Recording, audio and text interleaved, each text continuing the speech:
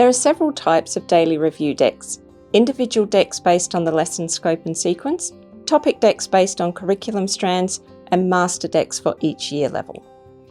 The individual decks are a starting point for your daily review, following the sequence of lessons and with each learning intention recurring at set intervals for retrieval practice.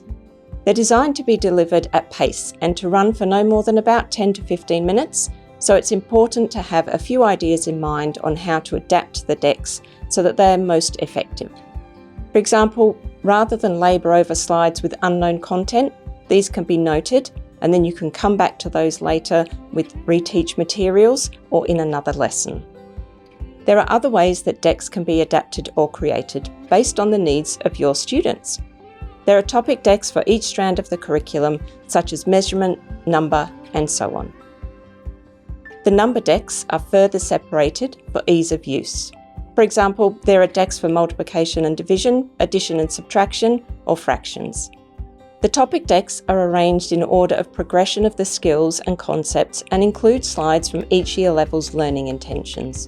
This makes it easier for you to locate the slides you might require if you are looking for an earlier or later step in the progression of that strand.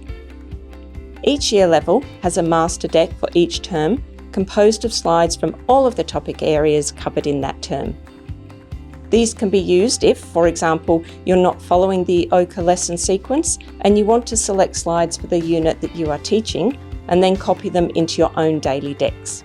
They can also be used for formative assessment. For example, if you want to do a quick check for understanding to see how students are tracking on a particular topic, or to activate prior learning in preparation for starting a new unit of work. You can also copy extra slides from the master deck if you're finding that students need a bit more practice with a particular learning intention. At all times, your teacher judgment is in play.